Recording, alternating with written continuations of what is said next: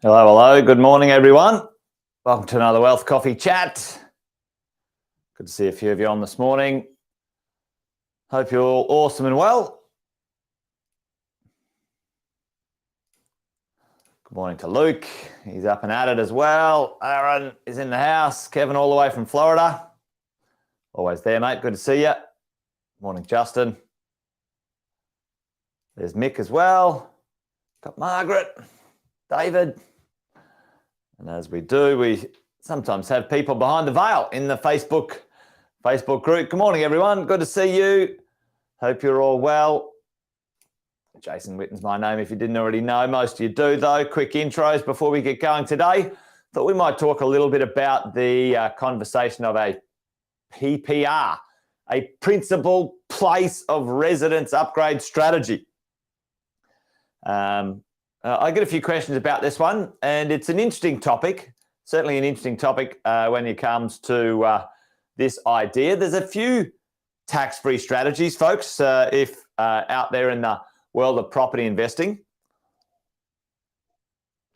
And this is one of them. Who likes the idea of tax-free in the chat? Let me know. Who likes the idea of tax-free? Who'd like to make a capital gain and more accurately, capital gains tax-free, or whatever it might be. Who likes the idea of a capital gain that you pay no tax on? Gosh, yes, Margaret says. I like it. Well, folks, many of us have the ability to have access to this idea. Now, depending on what world you live in, whether it's a PAYG or the idea of a business owner, there's a few capital gains tax-free manoeuvres, folks, that are available to us as investors. Who knows what they are? The first one today we're going to talk about is the principal place of residence.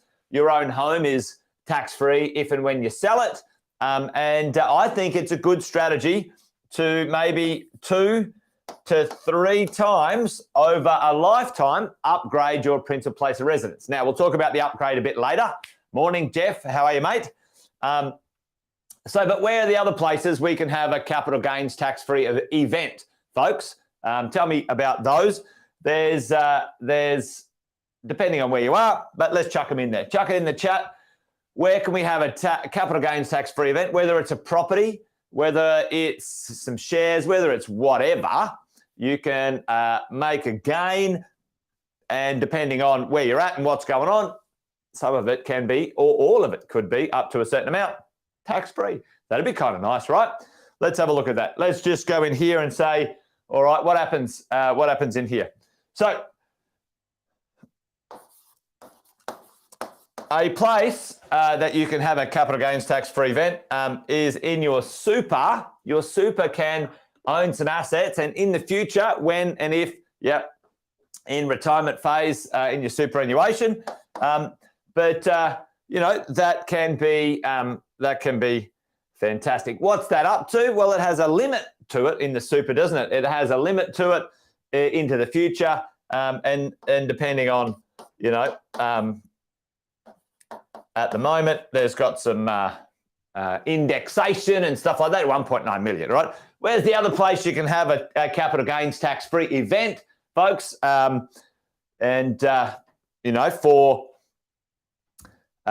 some of us on the call right now, this might not be applicable, but for a few of you, I can see you on there. Well, it's the sale of a business, and it can include a commercial property. It can include a property and business sale. That's right, Mick.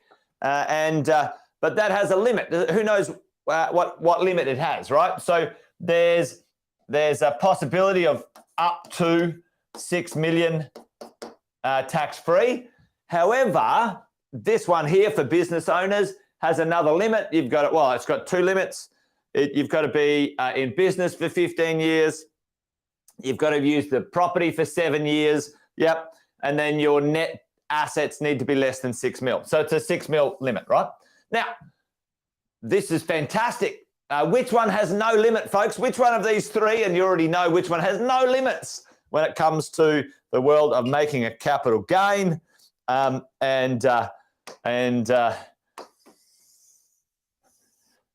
limits. Who's heard of the song? No limits. That's what we want. That's a terrible song anyway. That wasn't the song. Jeez, don't do that, Jason. Don't sing. There's no limits in a Prince Place of Residence, folks. Prince Place of Residence. I collect these articles, and people go, "Oh, what do you mean?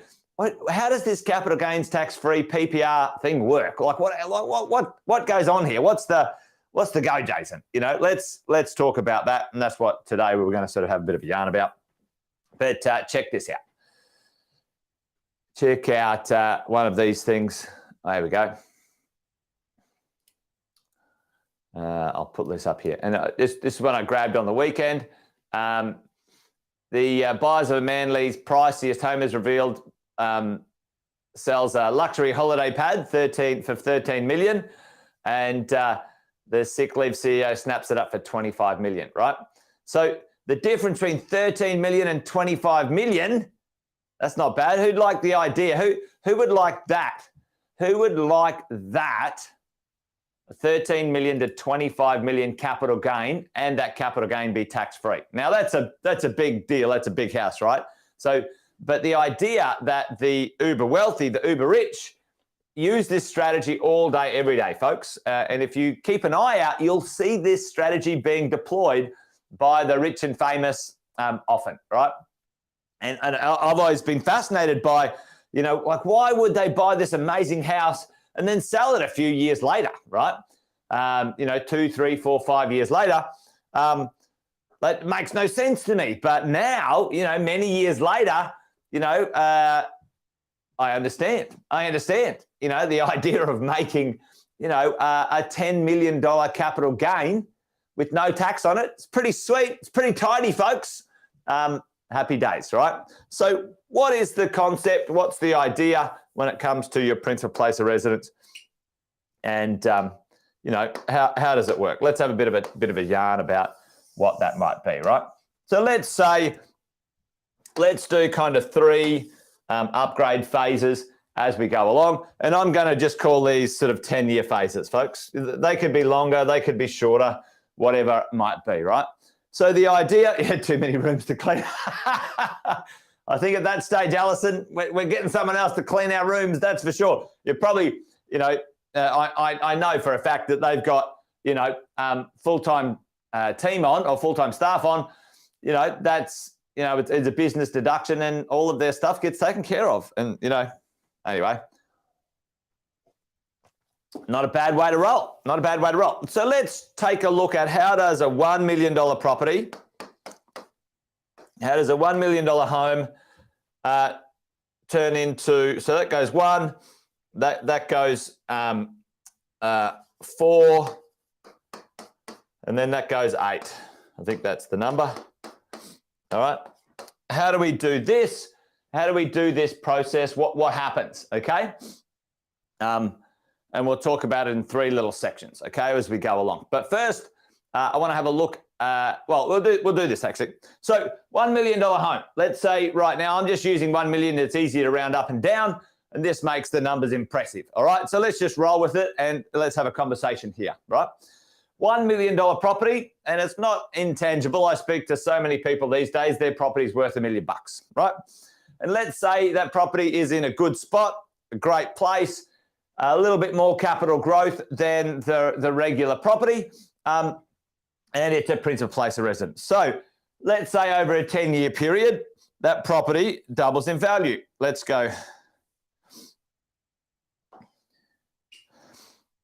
All right, let's go this. Let's go property doubles in value, and that property now is worth $2 million. All right, $1 million. And the debt on that property at the same time was reduced, okay? Reduced. Now, depending on where we start, you know, 800,000, let's say to 400K, okay? Now let's go and have a look at our little calculator, a little sort of debt reduction calculator, and have a look at what it would take, you know, to reduce the debt. Now, reducing the debt at the same time is not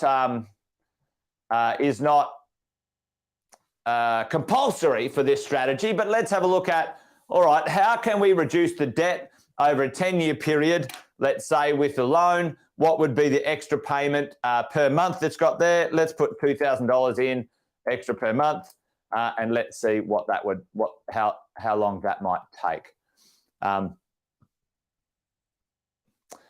Well, there you go. You could save 15 years off the loan as you go along, right? So that's not a bad idea. You could pay the thing off in 15 years. There you go. Well, that's probably a bit aggressive. You know, you don't need $2,000. Let's see if it's 1,000. Okay. Oh, I go back this way. I'm saved 10 years. Well, there you go. All right. So an extra $1,000 a month over a 10-year period would reduce that debt to 400K. All right. So this is the concept. This is the idea. You can find this little calculator on Adelaide Bank's calculator. They're pretty good, Adelaide Bank. They've got some good calculators. They're not so great for their loans, but their calculators are good as we go. All right, so let's have a look at that. So an extra $1,000 a month. So an extra $1,000 a month to get that debt down to 400K. Okay, so now what do we do, right? Let's just say this is the conversation. We're saying, all right, we want to run this strategy. We want to double down, triple down. If we sell the property for $2 million, okay, we sell that property for $2 million. You know, what can we upgrade to? What can we go ahead and purchase and buy? What can happen? All right, so let's just look at this. We've got $2 million. Our debt's only 400. Let's say we're able to stretch and purchase a property, and this is just some linear numbers. It might decrease or increase depending on your borrowing ability, depending on how much cash you've got. You know, follow along. Let's say we go $2 million and we buy ourselves a $4 million property. All right, even if it's a $3 million property, whatever it might be, you've still got at the end of the day 1.6 in cash. And you borrow the rest, whatever you can borrow. But I'm just using 4. You could use 3. You could use whatever. It's an upgrade, right? You're going to go from a $2 million area to a $3 or a $4 million area, okay? Or what's the other thing you could do, folks? What's the other thing you could do if this property is now worth $2 million and let's say it's 20 or 30 years old? What's the other thing you could do so you can buy or you can sell in one area and you can buy in another area, or you can do what? What can you do if you didn't want to move? If you think that area is amazing and awesome, what could you do, especially if your property is underutilized? Okay, what does that mean? Highest and best use. Now, this transfer here, folks, there is one thing that does reduce the capital, and that's stamp duty. It's absolute highway robbery. However, that's just the thing. So Luke said, yeah, renovation. Or you could stay there, you could renovate or detonate and build brand new. Okay? And equity release, you can absolutely, Mick, 100% you can. It doesn't help with the PPR, capital gains tax-free upgrade. So let's say you stayed there. Let's say you renovated, knocked it down and put $1 million into the existing property. Would that lift that property now from 2 million to 3 million? And then over the next 10 years, it might double in value, right? This is the conversation. This is the idea. So we bought our property. Let's say we were able to, grow our income, grow our borrowing power, grow our assets, and we're able to borrow. We purchase at 4 million. What happens? Some growth over time, right? So even if you extend this to 15 years, folks, and again, what does it take to reduce the debt over here? Well, at this point in time, could you put an extra $2,000 into debt reduction? And by the way, you don't have to do the debt reduction strategy. I always do this because it helps for the next stage of acquisition. And where would you put that extra payment anyway? 9 times out of 10, it'd sit in the offset account just in case you needed it. But here you go, all right? So now, the conversation, the concept that your second phase of the principal place of upgrade strategy, now your property is worth $8 million. What could we do at that stage? You could launch again, right? And many of us think, oh, this is impossible, but it's not impossible, team. You could do it once or twice or 3 times. Imagine you started this at 30 and this phase over here, and you end up with borrowing less at the end. But, this phase is going to sort of, you'd sell out around maybe 70 or 80, okay? 70 or 80. Imagine the idea, the principal place of residence downsize or sale strategy when you're in your later years. That idea is one of the last assets that we rearrange when it comes to our assets and our income, folks. Because what happens? Most people like the house that they live in. They end up in a place that they enjoy. They get established there. Maybe their children, their family, and their friends are around. They like the neighborhood. They like to end up staying, maybe longer term. So the third phase is, how long would you do it, right? Along the way in here, the ability for you as an investor to buy some investment properties, to grow your career and your income, to grow your other assets. If you're a business owner, grow your business, whatever that might be. This is the conversation. This is the process of how you can do it, folks. That's the way it works. Big picture overview, change the numbers. Change it to 500,000 to $1 million, right? Change that to 2 million to 4 million, whatever it is. We all should understand how to take advantage of these strategies because, if you earn money and wealth in other places, you're going to be exposed to significant amounts of tax, all right? Significant amounts of tax. So there you go. Hopefully that was useful. I have people ask me about a bit more detail on that one all the time. And wasn't super detailed, but, the idea of the bigger picture of a number of phases as you go up. Anyway, folks, that's it from me. Wealth Coffee Chat done and dusted today. As always, let me know in the chat if there's something you want me to have a yarn about, a bit of a talk, a bit of a conversation. We catch up at about 10 past 8 each day. So come along and join us for a Wealth Coffee Chat. And we can hang out and chew the fat. Have a chat and chew the fat. Anyway, there you go. All right, folks, that's it from me. You guys take care. Good to see you. Thanks for joining this morning. Bye for now.